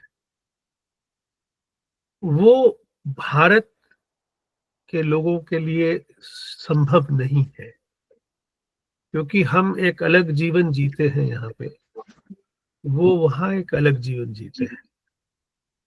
तो ऐसे थीम्स जब वहां तक पहुंचते हैं जो एक नई दुनिया के थीम होते हैं, से उनको एक नई दुनिया देखने को मिलती है। जैसे मुझे पता नहीं था, तो एक्चुअली क्या होता है, लेखक लिखता जाता है, आलोचक समीक्षक हैं जो बताते हैं, पाठक हैं जो बताते हैं। तो एक महिला देहरादून से है, उन्होंने एक किताब प्लान की कि तेजेंद्र शर्मा ने 25 कहानियां मृत्यु पे लिख दी हैं। तो अभी मैंने देखा कि अब तो 30 हो गई हैं, लेकिन उसने एक किताब निकाली, मृत्यु के इंद्रधनुष, उसमें मेरी वो 25 कहानियां रखी हैं। तो मौत के साथ आपका क्या रवैया है? मौत के साथ डर भी है, मौत के साथ मुकाबला भी है, लड़ाई भी है, और मौत के साथ खिलंदड़ापन भी है, मौत की फिरकी ले रहे हैं। तो एक ही ऑथर मौत जैसे थीम को इतनी तरह से हैंडल कर रहा है कि 25-30 कहानियां बन गई हैं, पूरी एक किताब बन गई है उन कहानियों की। और एक ऐसा आदमी जिसके जीवन में हवाई जहाज भी है और रेल भी है। तो ऐसी कहानियां कई सारी हैं जो हवाई जहाज से जुड़ी हुई हैं, ऐसी कहानियां बहुत सारी हैं जो रेल से जुड़ी हुई हैं। लेकिन मेरी एक कोशिश रहती है, और ये मैं सबसे कहता हूं, भारतीयों से भी कहता हूं, साहित्य को सूचनात्मक कभी मत बनने दो। जो सूचना है वो पार्ट ऑफ लिटरेचर होनी चाहिए, बाहर से चिपकाई हुई नहीं होनी चाहिए। ये सेंटेंस कभी नहीं होना चाहिए, ब्रिटेन में तो ऐसे होता है, भारत में तो ऐसे होता है। ये गलत। जहां आपने ये लिखा कि ब्रिटेन में तो ऐसा होता है, भारत में तो ऐसा होता है, आपकी रचना बहुत निम्न स्तर की है। आपको पिरोना है, जो यहाँ का कल्चर है वो सामने उभर के आए। जैसे मेरी एक कहानी में एक दारजी हैं, पंजाबी हैं, पुलिस स्टेशन में जाके पुलिस स्टेशन इंचार्ज को डांट देते हैं। अब मैंने ये नहीं लिखा कि ब्रिटेन में डांट सकते हैं, मैंने दिखा दिया कि वो गए, उन्होंने डांट दिया। अब मुझे वहां से एक ईमेल आया, अरे तेजेंद्र जी आप कमाल करते हैं, हरियाणा में डांट के देखे। तो मैंने कहा हरियाणा में नहीं डांट रहा ना, अगर हरियाणा में मैं दिखाऊं डांटता हुआ तो मेरी कहानी गलत हो जाएगी। लेकिन क्योंकि वो लंदन में है, क्योंकि यहाँ का कल्चर अलग है, तो यहाँ वो पुलिस इंचार्ज को डांट सकता है। वो आगे वाला सुनेगा इंसान की तरह कि भाई ये इतने आक्रोश में है, क्यों है, क्या बात है, सुनेगा, बात करेगा। तो ये जिस कल्चर में आप रहते हैं उस कल्चर को डिपिक्ट करिए, उसको चिपकाइए मत। चिपका हुआ पोर्शन जो है वो नहीं अच्छा लगता। जी बिल्कुल बिल्कुल सही कहा आपने। और हम लोग अनुवाद करते हैं तो अनुवाद के स्तर पे भी ये जो हर भाषा का, हर देश का, हर परिवेश का जो अलग वातावरण होता है, उसकी एक अलग संस्कृति होती है, इसका ध्यान रखना ही होता है। लेकिन बहुत सी और बातें हैं जो हम करना चाहते थे, लेकिन अब क्योंकि समय हो रहा है। और एक प्रश्न मैं और बढ़ा लूंगा, उसके बाद हम चलेंगे रैपिड फायर की तरफ। जो भारत के युवा हैं, या ये कहें कि पूरे विश्व के युवा हैं, उनको पुरवाई से जोड़ने के लिए कुछ विशेष नीति, कुछ विशेष योजना, ताकि हम पुरवाई को अधिक से अधिक लेखकों और पाठकों तक लेके जा सके, विशेषकर नई पीढ़ी की तरफ। ठीक है, हम एक तो पुरवाई कथा सम्मान देते हैं युवा वर्ग को ही, और इससे वो काफी उत्साहित रहते हैं, इंतजार भी करते हैं कि भी मिले। हालांकि उसमें पैसे बहुत ज्यादा नहीं है, तो 11,000 रुपए ही देते हैं एक कहानी के लिए बस, विच इज प्रीटी ओके, ठीक है। तो साल भर में जो कहानियां छपती हैं उनमें से जो सबसे अच्छी होती है, और हमारी कोशिश ये रहती है कि ये सम्मान युवा वर्ग को ही मिले। फॉर एग्जाम्पल, अगर हमने दीपक शर्मा जी की कहानी छापी, अब उनकी कहानी का मुकाबला हम 25-30 साल की लड़की से नहीं करेंगे। बिल्कुल उनकी कहानी तो अच्छी होनी है ना, अगर वो अच्छा नहीं लिखेंगी तो कौन लिखेगा। जी। तो मेरा मतलब ये है कि हम ये कोशिश करते हैं कि हम युवा पीढ़ी को ये करें, और सेकेंडली हमारी मेलिंग लिस्ट काफी बड़ी है, हम लोगों तक वो पुरवाई का अंक पहुंचाते हैं और इनवाइट भी करते रहते हैं कि आप भी लिखें, और कई बार थोड़ी कमजोर रचना को भी छापते हैं ताकि सामने वाले को ये लगे कि हाँ, मैं छप सकता हूँ। और अगर वो अपनी अगली 1-2 रचनाओं में बेहतर हो जाता है तो ये पुरवाई का एक योगदान है एक कच्चे राइटर को बनाने के लिए। जी, बिल्कुल। और ये बात सभी संपादकों पर और सभी पत्र पत्रिकाओं के लिए है, क्योंकि मुझे याद आता है कि सरस्वती के माध्यम से गुप्त जी ने बहुत से लेखकों को मांझा, तराशा, काटा, छाटा और संवार कर हीरे के रूप में काट छाट के तैयार किया। ये काम तो संपादक का रहता ही है। तो बहुत अच्छा लगा हमें जो हमने विस्तृत उत्तरों वाले प्रश्न आपसे किए और आपने उनके बहुत खुलेपन से और बहुत बेबाकी के साथ जवाब दिए। कुछ प्रश्न मैं और लेना चाहूंगा अध्यक्ष महोदय की अनुमति से। ये बहुत छोटे प्रश्न हैं और आप इसको रैपिड फायर कह सकते हैं या तेजी से प्रश्न कह सकते हैं, नाम कुछ भी दें। मैं पहला प्रश्न जो मेरा है मान्यवर आपसे वो ये कि आपको साहित्यिक प्रेरणा किन किन से मिली? एक सेकंड, मेरी आवाज आ रही है? जी जी बिल्कुल आपकी आवाज आ रही है। मेरा प्रश्न दोबारा बोलिएगा। मेरा प्रश्न है कि आपको जो लेखन की प्रेरणा है वो किन से मिली, पिताजी से या धर्म? लेखन की प्रेरणा तो पिताजी से मिली, लेकिन हिंदी में लेखन की प्रेरणा पत्नी से मिली। जी। आपकी जो अभी तक की सेवा है लगभग 55 वर्ष की, 52-55 वर्ष की, उसमें सबसे यादगार नौकरी कौन सी रही? अगर आपको मौका मिले तो फिर से करना चाहेंगे ऐसी कोई नौकरी, या जो कर रहे हैं? सर, मैं अपने जीवन में कुछ भी फिर से नहीं करना चाहूंगा। मैं जो करता हूं मैं उससे आगे बढ़ जाता हूं। जी, मैं पास्ट को मिस नहीं करता। बहुत मैं आज सबसे ज्यादा सुखी हूँ। और एक और बात की, पहली रचना के बारे में तो आपने बात की ही, पुरवाई की भी बात हमने कर ली। अंग्रेजी में जो आपका प्रकाशन हुआ कहानी या जो भी, वो पहला प्रकाशन आपका कब हुआ, किस सन में और क्या था? देखिए, पहले तो जो कहानियां मैंने लिखी कॉलेज के टाइम में लिखी, तो वो कॉलेज के मैगजीन में छपी। जी। लेकिन मेरी पहली किताब अंग्रेजी की 1977 में, वो लिटरेरी क्रिटिसिज्म था लॉर्ड बायरन पर, और 1978 में जॉन कीट्स पर। तो ये 2 किताबें मेरी छपी थी जब मैं एमए पास किया ही किया था बस। किस कॉलेज में थे आप डीयू के? मैं क्योंकि सुबह नौकरी करता था जी। बैंक ऑफ इंडिया में, तो इवनिंग कॉलेज में पढ़ाई कर सकता था। तो दिल्ली कॉलेज एक होता था जो बाद में डॉक्टर जाकिर हुसैन कॉलेज बन गया, तो उस टाइम अजमेर में था। तो मैंने दिल्ली कॉलेज से बीए ऑनर्स इंग्लिश किया, फिर post graduate evening institute arts faculty में होती थी, तो एमए मैंने वहां से किया। तो सुबह की नौकरी बैंक की और शाम को पढ़ाई, कमाई और पढ़ाई साथ साथ। लगभग ऐसी कहानी मेरी भी रही। मैं भी मोतीलाल इवनिंग का विद्यार्थी रहा और जाकिर हुसैन भी जाना होता था। नरेंद्र कोहली भी तो मोतीलाल नेहरू कॉलेज में हुआ करते। जी जी, नरेंद्र कोहली जी, दिव्य रमेश जी वहाँ प्राचार्य थे। हाँ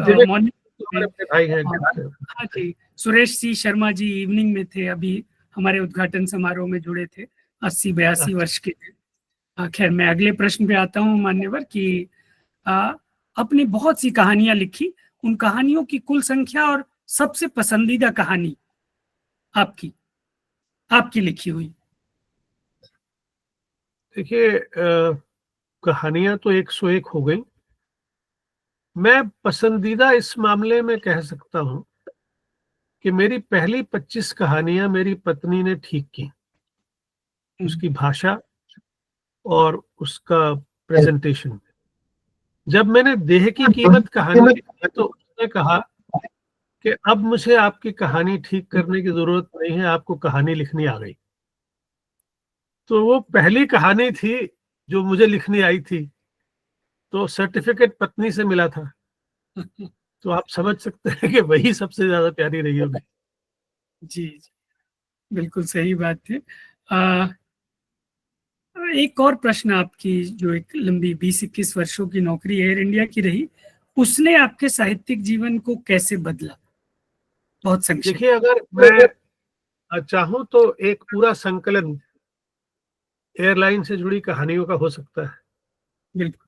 जैसे देह की कीमत भी एयरलाइन से जुड़ी हुई है, ढिबरी टाइट भी एयरलाइन से जुड़ी हुई है। तो मेरी बहुत सारी कहानियां हैं जो एयरलाइन के अनुभवों से ही बन के आई है। जैसे एक कहानी मेरी है ईंटों का जंगल, तो वो भी एयरलाइन से जुड़ी हुई है। तो एयरलाइन ने मुझे एक तो विस्तार दिया, मेरे व्यक्तित्व को उभारा, और वहां क्योंकि बॉम्बे में था तो इति नाम का एक सीरियल लिखने का मौका मिला, उस टीम का एक हिस्सा बना। फर्स्ट डेली सोप था टीवी का, दूरदर्शन का। तो मैं एक्चुअली जो भी हूं उसमें एयर इंडिया का बहुत बड़ा हाथ है।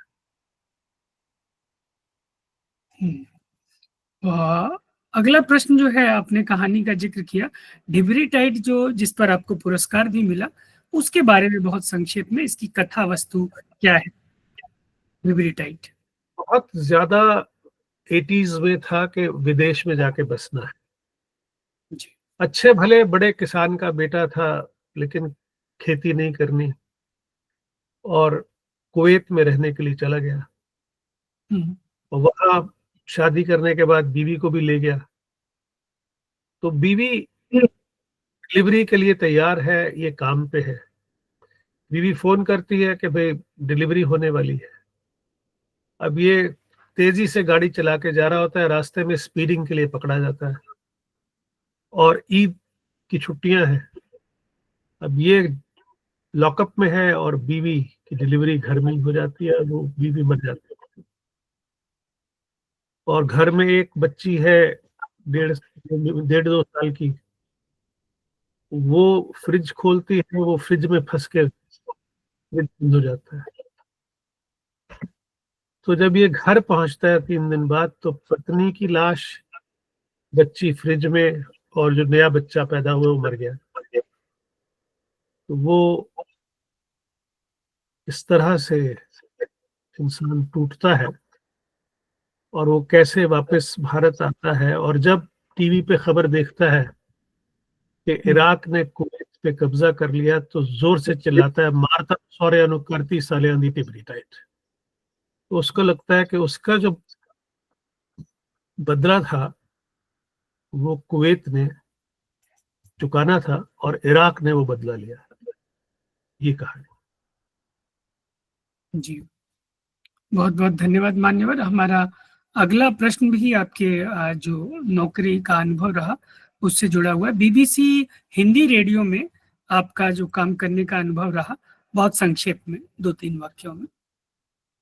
बाकी तो सब बढ़िया था, लेकिन मुझे एक इंटरव्यू याद है। विजय राणा मेरे सीनियर थे, और मैंने और उन्होंने नरेंद्र मोदी जो चीफ मिनिस्टर थे गुजरात के, उनका करीब 35-40 मिनट का इंटरव्यू लिया था।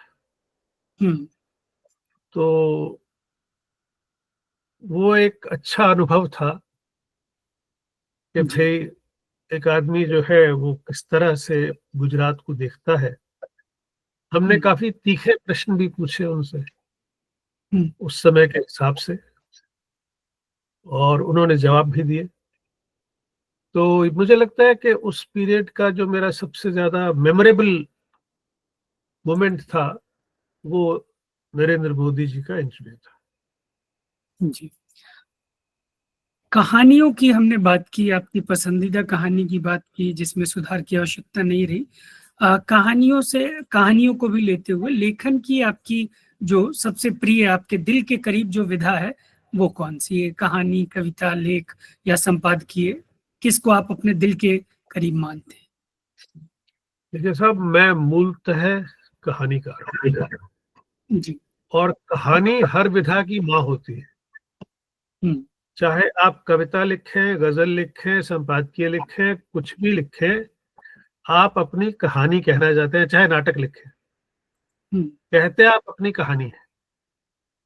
मैं ये कहता हूं कि तेजेंद्र शर्मा कहानीकार है। उसकी गजलें, कविताएं, संपादकीय सब एक कहानीकार की गजलें, कहानीकार के संपादकीय और कहानीकार की कविताएं। बहुत बढ़िया। एक और प्रश्न आपको, जैसे भारत में पद्मश्री है, यूके में आपको मेंबर ऑफ ब्रिटिश एम्पायर से सम्मानित किया गया, उसके बारे में हम जानना चाहेंगे। निश्चित रूप से गर्व की अनुभूति है, और केवल आपके लिए नहीं, हम सब के लिए, कि हमारे बीच का कोई वरिष्ठ साहित्यकार इतने उच्च सम्मान से सम्मानित हुआ, उसके बारे में।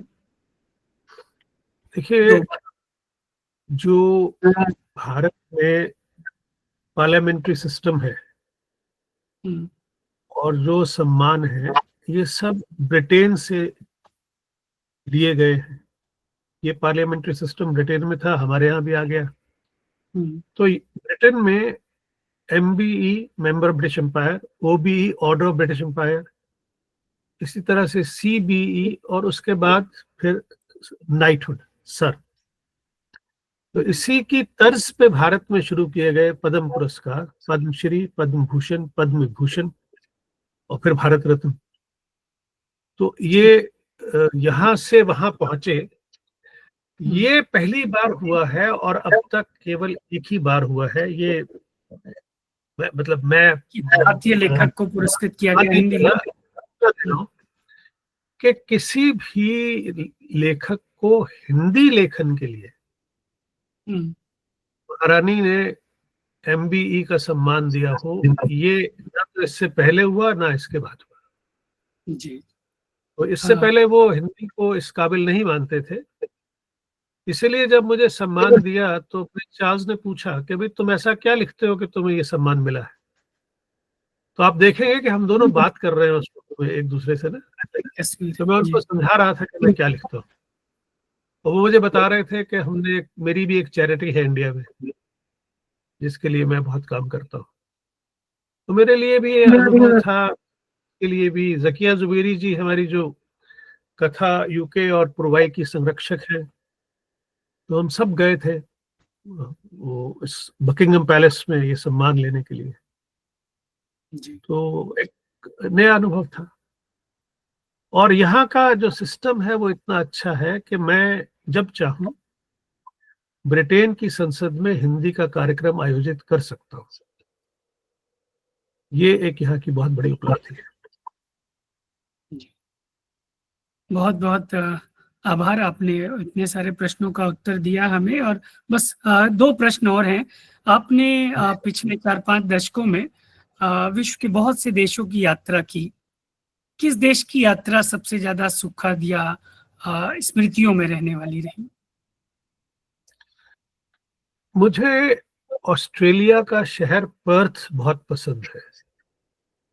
पर्थ की खासियत उन दिनों ये थी, आज का मुझे पता नहीं, कि उसमें एक गांव और शहर दोनों की खूबियां मौजूद थी। वो अभी इतना ज्यादा महानगर नहीं बना था, बहुत बैकवर्ड विलेज।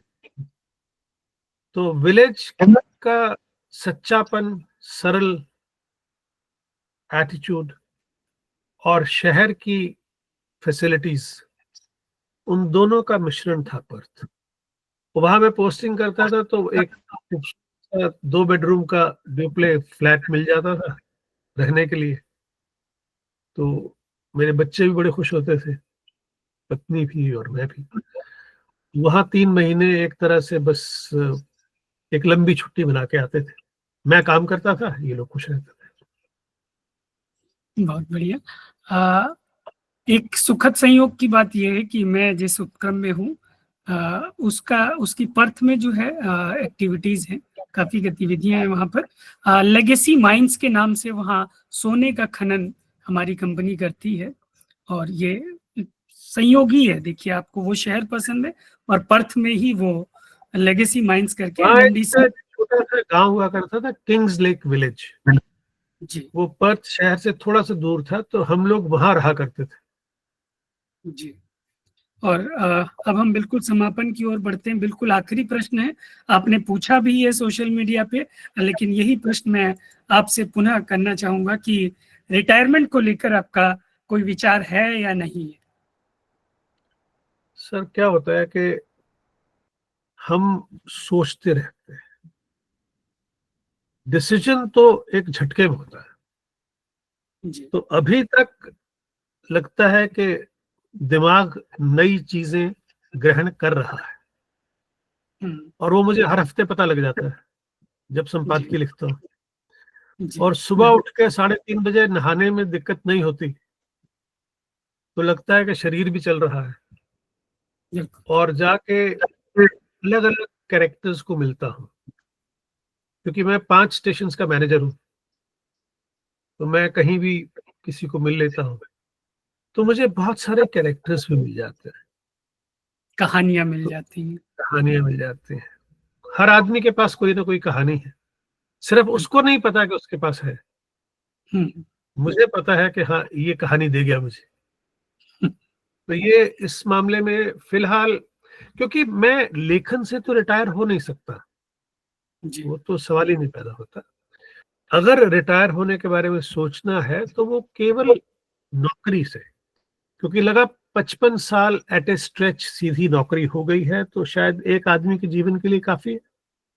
बिल्कुल तो लेकिन ये है कि अब किस दिन वो चिट्ठी लिख के देता हूँ, क्योंकि हमारे यहाँ कहते हैं till you are tired you can't be retired. तो जी मैं फील कि आई एम टायर्ड चलता है। बिल्कुल बिल्कुल सही कहा आपने। मैं इसी के साथ जो है, ये जो बात आपने कही, इस पे जोड़ना चाहूंगा कि मैंने तो बकायदा VRS के लिए आवेदन लिख के रखा हुआ है, बस वो निर्णय नहीं हो पा रहा है कि मैं वो जो लिखा हुआ है उसको मैं कब भेजूं। शायद मैं एक मिनट प्रयास कर रहा हूँ। तो शेयर दिख रहा है क्या कुछ आपको स्क्रीन पर? जी, लिखा हुआ है VRS application, yes you right. जी, तो मैंने ये 8 मई को लिखी है, और मुझे भी लगता है, आपने तो खैर बहुत लंबी सेवा की, लेकिन मैं उतनी लंबी सेवा नहीं करना चाह रहा। जो बहुत से काम मुझे करने हैं, मुझे ऐसा लग रहा है कि मैं कर नहीं पा रहा हूँ नौकरी में रहते हुए। 25-26 साल ही हुए मुझे काम करते हुए, लेकिन लगता है कि छोड़ दूं, बस किसी भी दिन उसको भेज दूंगा मैं। खैर, मैं चाहूंगा, हमारे बीच बहुत से सम्मानित जो है साथी जुड़े हुए हैं कई देशों से। यदि हमारे जो आज के माननीय मेहमान हैं श्री तेजेंद्र शर्मा MBE जी, यदि उनसे आपका कोई प्रश्न हो, सिर्फ आप प्रश्न पूछें, क्योंकि समय जो है 1 घंटे से ऊपर हो चुका है। कोई और बात नहीं, सिर्फ प्रश्न, और बहुत संक्षेप में। आदरणीय कल्पना दीदी मॉरिशस से हैं, कोई प्रश्न अगर आप पूछना चाहें। नमस्कार आप सभी को। प्रश्न तो नहीं, सिर्फ मैं ये कहना चाहूंगी कि आप मॉरिशस आए थे और हमने आपकी कहानियां विश्व हिंदी सचिवालय में सुनी थी, बहुत अच्छी लगी। बहुत बहुत धन्यवाद। आपसे एक बार फिर मिलने का मौका मिला, भले ही ऑनलाइन है, वैसे तो हम मिल चुके हैं, लेकिन फिर भी फिर एक बार मिले। मॉरिशस में विनोद जी लाए थे, ऑनलाइन भी विनोद जी लाए। नहीं, बहुत अच्छा लगा। विनोद जी जो है मिश्र हैं, और मिश्री घोलते रहते हैं रिश्तों में। बहन डॉक्टर शशि दुकन जी जुड़ी हैं मॉरिशस से। यदि आपका कोई प्रश्न हो, डॉक्टर दुकन जी शायद आसपास नहीं है। नहीं, मैं हूँ। सभी को मेरा नमस्ते। बहुत कुछ अच्छा सुनने को मिला, एक नए अनुभव सुनने को मिले, और प्रेरणा स्रोत के रूप में हम कहीं ना कहीं उसे जरूर अपने जीवन में लागू करेंगे, क्योंकि मैंने भी एक अपने ब्रॉडकास्ट के माध्यम से एक प्रोग्राम जो शुरू किया था, उसका नाम था फुहार, जो कहानियों पर था। और उसमें कहानियां क्या होती थी कि हम लोगों से मांग करते थे कि उनके जीवन में कोई भी आप बीती या कोई भी घटना हो तो वो हमें लिख कर भेजे। तो उनको हिंदी उतनी तो लिखनी आती नहीं थी, तो वो लोग सिर्फ अपनी आप बीती लिखकर मुझे छोटा सा इंग्लिश में, या कई बार कई लोग जो हिंदी में भी टूटी फूटी में लिखते थे, और मैं उसको गीतों के साथ संवार देती थी। तो वो प्रोग्राम फुहार जो था वो बहुत ही इंटरेस्टिंग बन पाया, और उसकी कहानियों का संग्रह मेरे पास है। लेकिन मैं उसके बाद प्रोग्राम तो बंद हो गया, मतलब काफी समय तक चला गीतों भरी कहानी फुहार करके चलता था रेडियो पर, और लोगों को बहुत पसंद आता था। क्या कि वो कभी सोच भी नहीं पाते थे कि उनकी छोटी सी आप बीती को मैंने कहानी के रूप में और ऐसे ऐसे गीतों के साथ जोड़कर उनके सामने प्रस्तुत करती थी मैं, तो उनको बहुत रोचक लगती थी। तो अब कल्पना दीदी मुझे प्रेरणा देती हैं, हमारी कल्पना बड़ी बहन जो है वो देती हैं कि शशि तुम्हें ये कहानियां संग्रहित कर कर उसका संग्रह जो है बनाना होगा। हाल ही में अभी हिंदी सचिवालय में एक कहानी प्रस्तुत करने का अवसर प्राप्त हुआ और लोगों को पसंद भी आई। तो मैंने कहा इतनी सारी कहानियां, तो उम्मीद है जैसे तजेंद्र जी ने कहा कि एक ना एक दिन पुरवाई में हमारी भी कहानी कहीं जो है जरूर जो है उसमें मंचित होगी। तो धन्यवाद आपका, और बहुत अच्छा सुनने को मिला, अच्छा भी लगा सुनने को। और बस आप प्रेरणा के स्रोत यूं ही बनते रहिए, ताकि हमारी युवा पीढ़ी और जो और लोग भी हैं अपनी कहानियां आपके पुरवाई में जो है जरूर भेजते रहें। धन्यवाद आपको। बहुत बहुत धन्यवाद डॉक्टर दुक्कन जी। और आपके इस रेडियो कार्यक्रम ने मेरा 20-25 साल पुराना ऑल इंडिया रेडियो का कार्यक्रम एक याद दिलाया। ऑल इंडिया रेडियो पर भी हम एक कार्यक्रम 8 को करेंगे। 8 को इसलिए क्योंकि 8 जून को ही उसे ऑल इंडिया रेडियो कहा गया। पहले ब्रॉडकास्टिंग कॉरपोरेशन था वो। रेडियो के एक बहुत वरिष्ठ जो भारतीय सूचना सेवा के अधिकारी हैं वो जुड़ेंगे, श्री विनय राज तिवारी जी। तो प्रसंग ये था कि महफिल नाम का एक कार्यक्रम उस समय हुआ करता था, 2002-3 के आसपास की बात है। और उसमें भी इसी तरीके से वो गीतों का कार्यक्रम था। एक स्क्रिप्ट हम लोगों को लिखनी होती थी और उसी थीम के आसपास बातचीत करनी है। उसी थीम से जुड़े हुए गीत जो है वहाँ की जो ऑडियो लाइब्रेरी थी वहाँ से लेकर हम लोगों ने तैयार किया था। और कई जो मेरी छात्र छात्राएं थे उनसे भी तैयार करवाया था। और पहले ऑडिशन में मुझे याद आ रहा है कि हमारे 11 छात्रों और छात्राओं का उसमें चयन हुआ था। तो अच्छी चीज आपने याद दिलाई डॉक्टर दुक्कन जी। मैं निवेदन करूंगा डॉक्टर शेवाले जी, और पुनः ये निवेदन है कि सिर्फ प्रश्न पूछें यदि आपका कोई है। डॉक्टर शेवाले जी। नमस्कार, मैं जी। ये प्रश्न करना चाहता हूँ शर्मा जी से कि भारत सरकार या भारतीय जनता कौन सी ऐसी नीति अपनाए जिसकी वजह से राजभाषा हिंदी, राष्ट्रभाषा हिंदी बने। वैसे सबसे पहले मन बनाए कि ये करना है। बिल्कुल, जब ये नीति से मन बन पहले जाएगा करना है तो 1000 तरीके आ जाएंगे बनाने के लिए। बिल्कुल जब सही तक बात ये है कि भाई कौन बनाएगा, है। कौन बनाएगा नहीं, बनाना किसने है ये अपने आप तय करो कि हाँ मैं बनाऊंगा। और एक बात आपको बता दूं, अगर अगले 4 साल में नहीं बनी तो कभी फिर नहीं नहीं बने। बनेगी। बिल्कुल सही बात है। सुश्री हरदीप कौर जी, आपका यदि कोई प्रश्न है, सिर्फ प्रश्न जी। नमस्कार सभी को। सिर्फ प्रश्न पूछा गया है, बोला गया है, तो मैं सिर्फ प्रश्न पर ही आती हूँ। सर, वैसे ईश्वर आपको दीर्घायु दे, पर मेरा ये प्रश्न है कि अगर आप अगले जन्म में आप भारत में पैदा होना चाहोगे कि विदेश में? देखिए, मैं हर जन्म में तेजेंद्र शर्मा बनना चाहूंगा, इसके अलावा कुछ नहीं बनना चाहूंगा। बहुत बढ़िया। मधु मेहता जी हमारे बीच जुड़ी हुई है, यदि कैमरे के आसपास हैं तो अनम्यूट करके अपना प्रश्न पूछें। मधु मेहता जी। शायद नहीं। डॉक्टर शारदा प्रसाद जी मॉरिशस से। ठीक, मुझे लगता है आसपास नहीं है। नमस्कार सर। जी, मंचस्थ समस्त विद्वतजनों को मेरा नमस्कार है। और तेजेंद्र जी का नाम सुना था, पढ़ा था, किंतु आज आपसे अप्रत्यक्ष ही सही किंतु प्रत्यक्ष भी है ये सुनने का अवसर मिला, ये मेरा सौभाग्य है। और मैं यह जानना चाहूंगी कि आप जो कहानियां लिखते हैं, आपने तो बहुत सी बातें कही हैं, किंतु फिर भी मैं जानना चाहूंगी कि आपकी कहानियों की रचना धर्मिता क्या है? मैं उस पर कुछ जानना चाहूंगी। देखिए, कहानी लेखन की जो प्रक्रिया है, वो जैसे जैसे हम आगे बढ़ते हैं वो बदलती जाती है। जी, आज से 45 साल पहले थी, वो आज नहीं है। बिल्कुल, क्योंकि पहले लिखने के लिए मेहनत करनी पड़ती थी। अब लिखने के लिए कोई चीज मेहनत करके हमारे दिल को छुए, जब तक वो छूती नहीं है तब तक नया लिखने को दिल नहीं करता। आजकल बिल्कुल। मैं एक कहानी लिख रहा हूँ जो जल्दी आपके सामने आएगी। मैं ये दावा कर सकता हूँ कि किसी भी भाषा में ये कहानी अब तक नहीं लिखी गई होगी, क्योंकि मैं काफी पढ़ता रहता हूँ। जी, तो ये जरूरी है कि कोई ना कोई थीम, कोई ना कोई घटना, कोई ना कोई शब्द छू जाए। और बिल्कुल, उसके बाद मैं क्या करता हूँ कि जैसे वाइन मैच्योर होती है ना, उस थॉट को सिस्टम में मैच्योर कर देता हूँ।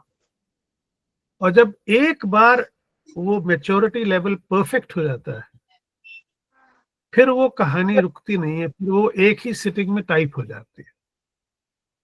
तो लिखने से पहले का जो लिखना है वो बहुत जरूरी है, क्योंकि लेकिन ऐसा बता दूं कि ये सारा करने के बाद एक ऐसी कहानी है जिसने मेरी पूरे सिस्टम को बदल दिया। वो कहानी इस समय अभी सीमा सिंह ने कल परसों ही ऑडियो में डाली है, वंस अ सोल्जर।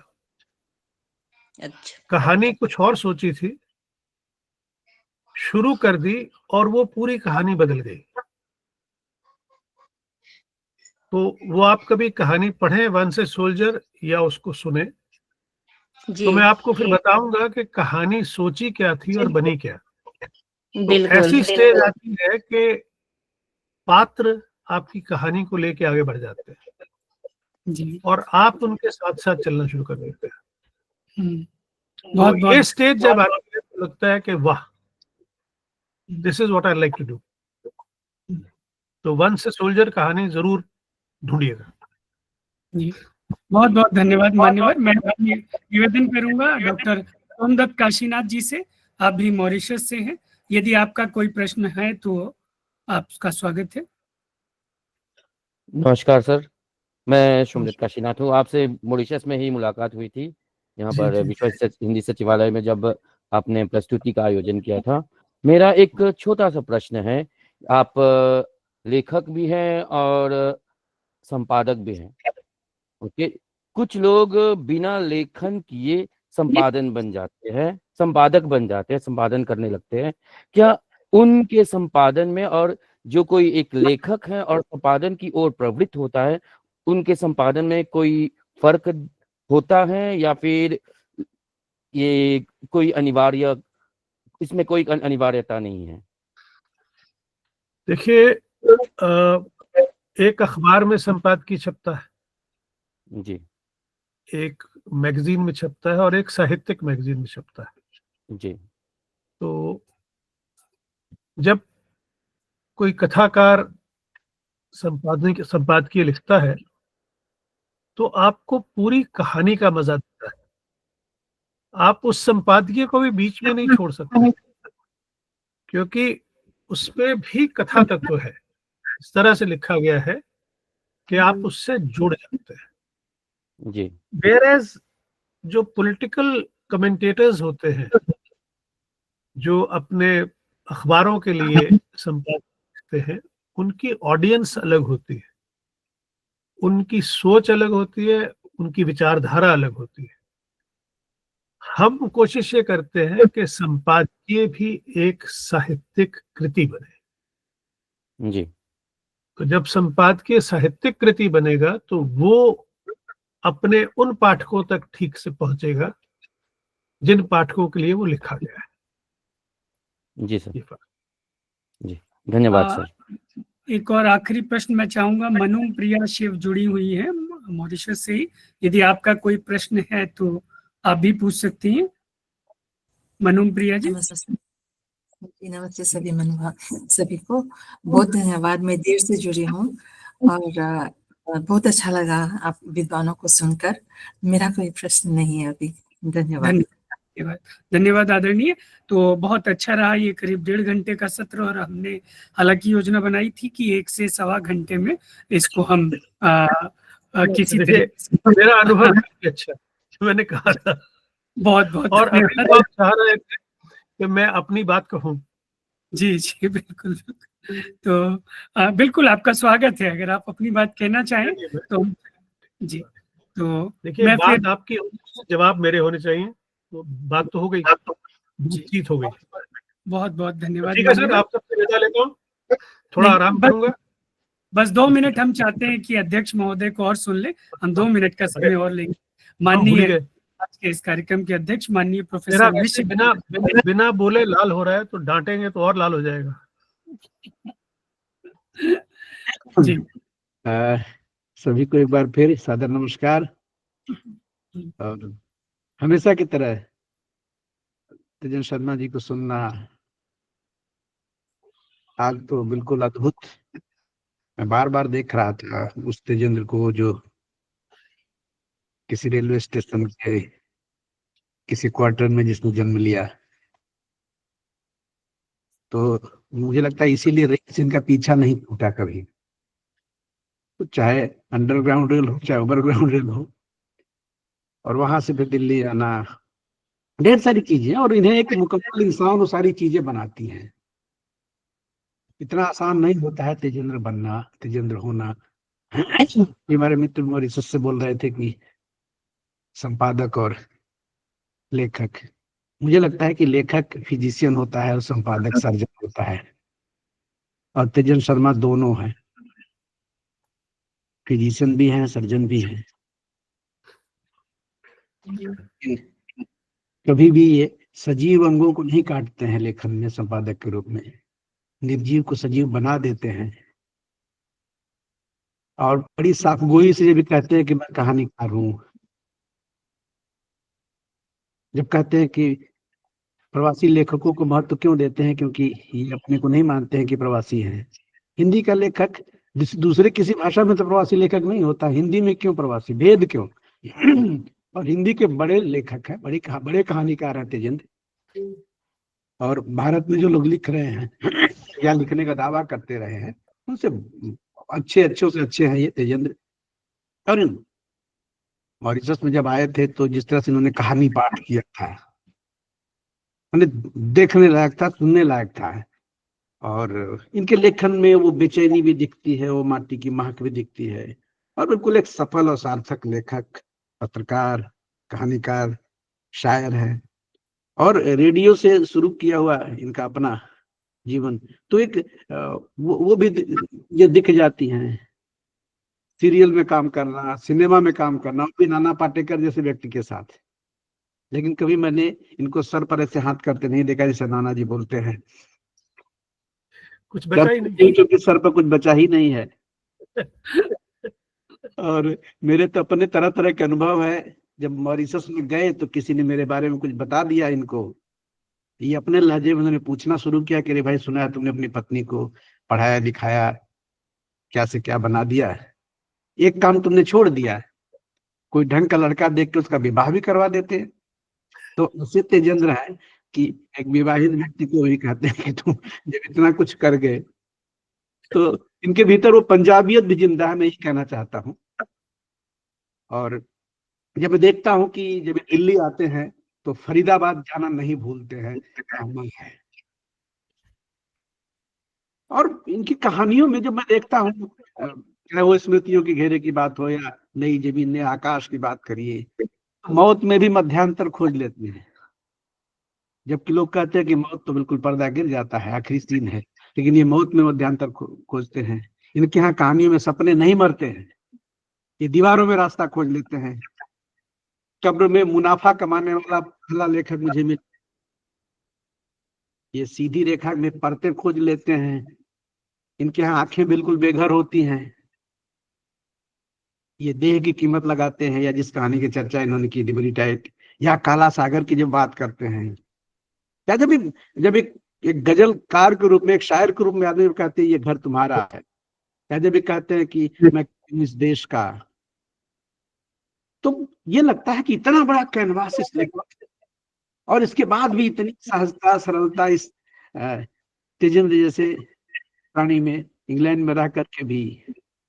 और मैं तो देख रहा हूँ अभी तो महीने भर पहले इनके ऊपर एक पीएचडी हुई, उसकी मौखिकी लेने में गया हुआ था जबलपुर, अच्छा काम किया। और तमाम इनकी रचनाओं पर पीएचडी कई विश्वविद्यालय में, और तमाम कहानियां, चाहे वो मेरठ यूनिवर्सिटी हो, चाहे गौतम बुद्ध विश्वविद्यालय हो, चाहे वो चेन्नई के कुछ संस्थान हो, हर जगह आपकी कहानियां लगाई गई। कलकत्ता विश्वविद्यालय में भी ये संभवतः एक कहानी लगी हुई है, का किराया, साथ कहानी का किराया। तो चूंकि हम लोग इसी क्षेत्र में है तो कभी कभार चीजें दिख जाती हैं। तो ऐसे तेजेंद्र शर्मा का आज हमारे साथ इस आभासी मंच पर होना हमारे इस मंच को गौरवान्वित करता है। और 1.5 घंटे 2 घंटे का जो सफर था, बिल्कुल समय को इन्होंने अपने मुट्ठी में बंद कर लिया था, जो शायद संभव नहीं है एक रचनाकार के लिए, लेकिन इन्होंने समय को मुट्ठी में बंद किया और हम सबको बांधे रखा 2 घंटे तक।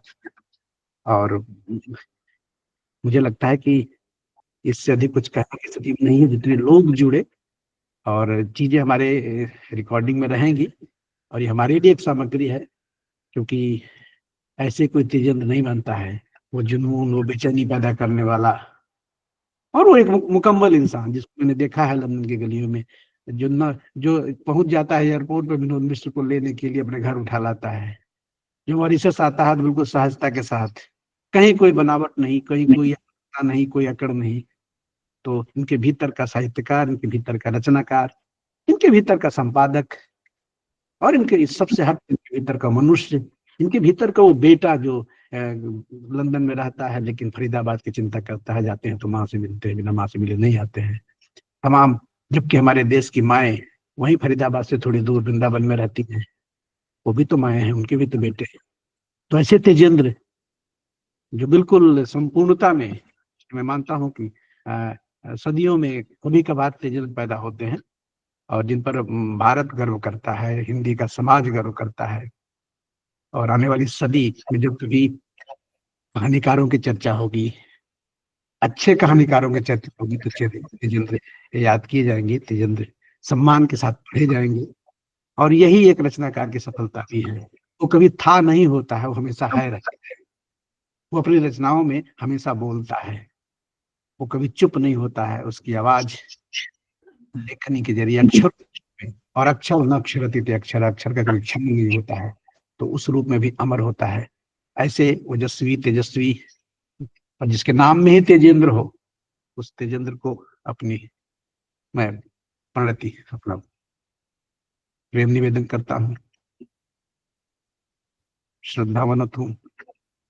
इसी तरह से जुड़ते रहें, और जो कुछ भी है इस धरती से जाने के पहले सब कुछ हमें दे के जाएंगे, क्योंकि वहां ले जाने के लिए कुछ है नहीं आपके यहाँ लंदन में। तो और खैर अच्छे धर्म में आपका जन्म हुआ जहाँ कब्र की जरूरत नहीं पड़ती है, कब्र की जरूरत पड़ती है वो ऐसे तेजेंद्र जी को शतायु होने का बिल्कुल सार्थक जीवन जिए आप। लेकिन की स्याही कभी सूखे नहीं, और आजकल तो उंगली चलना बंद न हो, स्याही का जमाना तो खत्म हो गया, क्योंकि स्याही रहती थी तो तमाम लेखक स्याह सफेद करते रहते थे। वो स्याह सफेद से भी तेजेंद्र जाएंगे मुझे लगता है, इनकी उंगलियां चलती रहें। इन्हीं शब्दों के साथ शतायु होने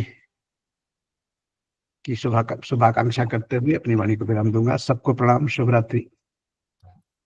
बहुत बहुत धन्यवाद मान्यवर, और आपने जो बातें मुझे कहनी थी वो भी सब आपने कह दी। हम सबके लिए ये गर्व का विषय है कि आज हमने विश्व के, केवल मैं यूके की बात नहीं कहूँगा, विश्व के सर्वश्रेष्ठ साहित्यकारों में से एक के साथ बातचीत की, उनकी रचना धर्मिता के विभिन्न पक्षों को जाना, उनके जीवन को, उनके साहित्यिक प्रेरणा के जो अलग अलग कारक रहे उनके बारे में जाना, और बातें बहुत सी थी जो हम उनसे करना चाहते थे, लेकिन समय की अपनी सीमा है। और इसी के साथ हम बस आपका बहुत बहुत आभार व्यक्त करना चाहेंगे कि सुबह 3:30 बजे उठ के अपनी जॉब करके उसके बाद भी आप इस कार्यक्रम में जुड़े और पूरी ऊर्जा के साथ जुड़े। ऐसा लगा नहीं कि आप पूरे दिन के थके हुए हैं, और इस ऊर्जा को हम नमन करते हैं, प्रणाम करते हैं। और पुनः प्रोफेसर मिश्र जी के शब्दों को मैं दोहराना चाहूँगा कि ईश्वर करे आप शतायु हो और इसी तरह से सक्रिय रहें। सेवा से आप सेवानिवृत्ति लें या ना लें, साहित्य में आप ऐसे ही सक्रिय बने रहें। बहुत बहुत धन्यवाद, आभार, और आप सभी का बहुत बहुत आभार। मैं समझता हूँ कि आपको अब विश्राम के लिए जाना है, तो मैं अध्यक्ष महोदय की अनुमति से आज के कार्यक्रम के समापन की घोषणा करता हूँ। पुनः बहुत बहुत आभार माननीय शर्मा जी, प्रोफेसर विनोद।